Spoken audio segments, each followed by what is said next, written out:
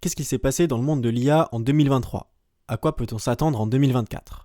Dans cette vidéo, on va essayer de voir quelles ont été les plus grandes tendances observées cette année au sein de la recherche en IA. Sans surprise, le domaine qui a fait le plus parler de lui cette année est celui des modèles de langage. On va pouvoir identifier 3 axes d'intérêt majeurs. On a observé la mise en place de nouveaux modèles fondations, comme GPT-4. Il y a eu une réelle démocratisation de ces modèles, ce qui a permis à beaucoup plus de personnes de les découvrir et d'analyser leur comportement. Et enfin, ces modèles se sont vus être utilisés en tant qu'agents qui possèdent une mémoire améliorée et des outils avec lesquels ils peuvent travailler. Le premier axe, c'est celui des modèles fondations. Plusieurs nouveaux modèles sont apparus, toujours plus gros et souvent plus performants. On peut évidemment parler de GPT-4, la star de l'année, publié en mars par OpenAI et qui s'est vu être égalé seulement il y a quelques jours par Google avec son modèle Gemini Ultra. La différence entre GPT 3.5, donc le modèle derrière la première version de ChatGPT, et ce GPT-4 se fait clairement ressentir dès qu'on veut lui faire des tâches un minimum poussées. Dans les autres LLM, les modèles de langage géants sortis cette année, on peut également parler de Llama 1 et de Llama 2, publiés par Meta, qui, dans leur taille la plus grosse, arrivent globalement à égaler GPT 3.5, le modèle qu'OpenAI a sorti il y a un an. Et puis enfin, il faut bien évidemment parler des modèles Mistral 7B ainsi que Mixtral, les premiers modèles développés par la startup française Mistral AI. Le premier, Mistral 7B, il est beaucoup plus petit que des modèles comme GPT-4, puisqu'il ne comptabilise que 7 milliards de paramètres, contre supposément plus de 1000 milliards pour GPT-4, et pour autant, il est considéré comme le meilleur pour cette gamme de taille. Et Mixtral, lui, il est un peu plus gros, autour de 50 milliards de paramètres cumulés, mais les premiers tests montrent qu'il bat GPT 3.5. Donc ce qui est intéressant avec les modèles de Mistral, c'est qu'ils sont disponibles au téléchargement. On peut donc depuis peu avoir un ChatGPT de manière totalement locale sur son ordinateur, alors que l'an dernier, évidemment, il fallait passer par une connexion Internet. A noter aussi que cette année, certains de ces modèles se sont vus doter la capacité d'analyser des images. La seconde direction qui a été beaucoup développée cette année, c'est celle, comme je l'ai dit, de la démocratisation de ces modèles de langage. D'une part, on a vu beaucoup de progrès de la part de la communauté, des progrès qui sont open source et donc profitables à tout le monde, pas comme GPT-4 qui est payant et dont seul OpenAI détient les secrets. Les modèles open source ont réussi à rattraper, en partie, le retard qu'ils avaient sur leur équivalent fermé. Donc concrètement, ça on peut le voir par l'existence de centaines, voire de milliers de modèles de langage qui ont tous été fine-tunés par des membres de la communauté pour s'adapter aux besoins propres de chacun. Donc il existe assez peu de modèles fondations qui sont très chers à entraîner, mais beaucoup de modèles fine-tunés qui sont eux beaucoup plus simples à obtenir puisqu'il s'agit que d'un surentraînement des modèles fondations. Cette démocratisation, elle a aussi été permise avec l'arrivée de modèles plus petits, donc plus faciles à entraîner et à surentraîner. Alors on peut citer notamment des extrêmes comme les modèles Tiny Stories, donc une série de modèles tous ayant moins de 100 millions de paramètres et entraînés pour générer du texte cohérent. Alors c'est plus une expérience scientifique, mais ces modèles, ils ont laissé place derrière à des modèles un petit peu plus puissants, mais restant quand même petits, comme Tiny Llama ou bien Phi 2 de Microsoft, qui peut être déployé sur des ordinateurs ayant très peu de capacité. En parallèle de ça, il y a eu beaucoup d'optimisations de réaliser qui permettent de manipuler ces modèles, que ce soit pour leur surentraînement ou pour leur utilisation, avec moins de ressources de calcul. On peut citer la quantification, qui réduit la précision des paramètres, LoRa et QLoRa qui accélèrent le surentraînement des modèles, et des projets comme Llama.cpp.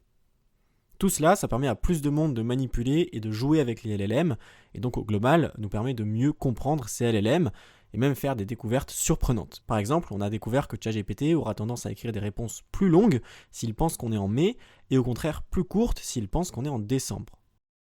Ou alors on s'est aussi rendu compte que faire croire à ChatGPT qu'on allait lui laisser un pourboire, ou bien que la question représentait un enjeu pour notre carrière, eh bien cela allait augmenter la qualité de réponse du chatbot.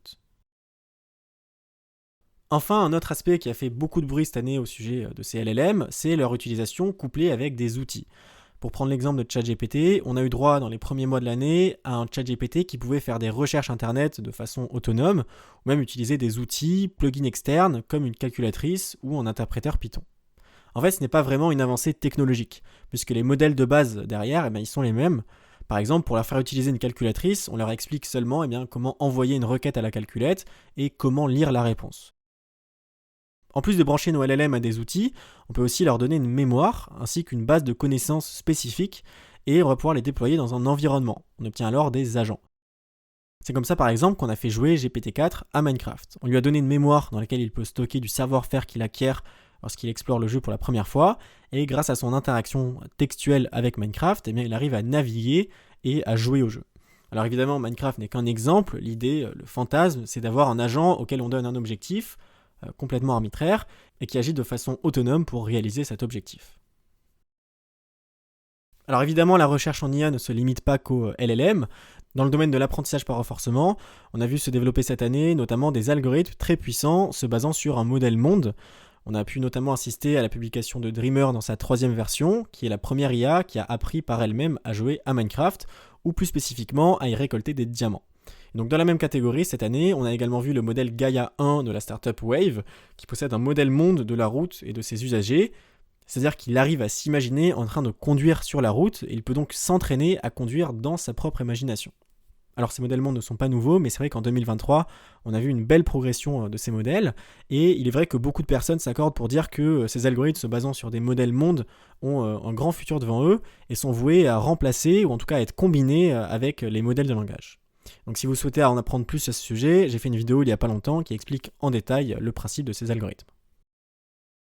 Un autre domaine qui a également beaucoup évolué cette année, c'est celui de la génération d'images, mais aussi de vidéos. Les générateurs d'images, comme DALL-E, Midjourney ou Stable Diffusion, ont eu droit à de nouvelles mises à jour, avec des rendus toujours plus crédibles et fidèles au prompt d'entrée.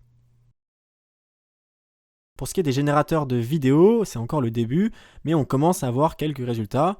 Alors bien sûr, les vidéos sont encore très courtes, elles manquent de réalisme, mais peu à peu, on voit le progrès qui est fait. Depuis maintenant quelques années, les transformers ont pris d'assaut le monde du machine learning et sont extrêmement présents dans des tâches de modélisation de séquences.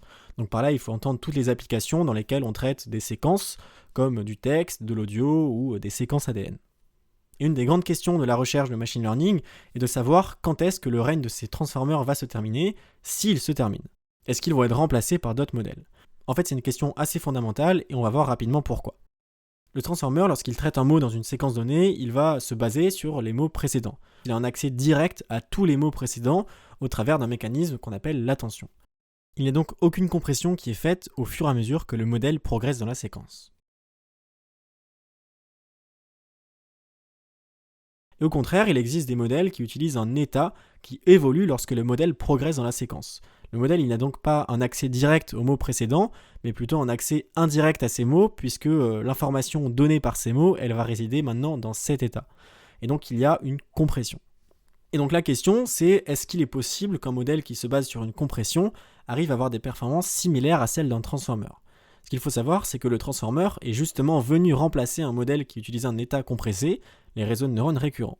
Mais depuis quelque temps, et en particulier en 2023, on a vu la résurgence de ces modèles qui n'utilisent pas d'attention et qui ont pour certains le potentiel de peut-être un jour détrôner le transformer.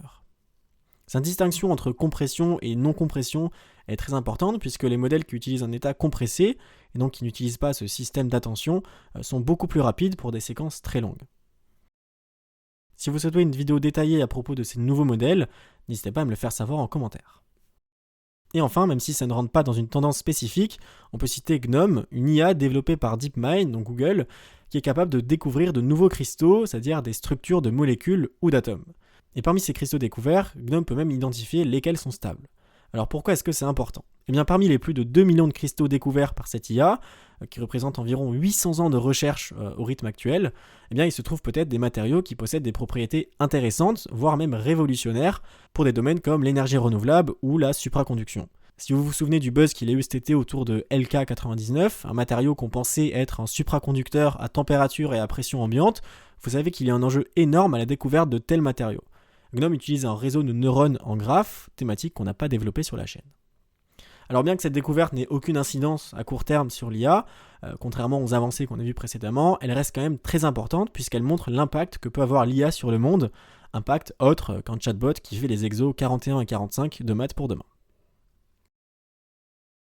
Alors pour 2024, est-ce qu'on ne pourrait pas combiner tout ça ? Un agent sous la forme de LLM qui a pour outil GNOME qui lui permet de construire des ordinateurs plus puissants et donc il pourra à son tour découvrir des cristaux encore plus intéressants qui lui permettront de construire un nouvel ordinateur encore plus puissant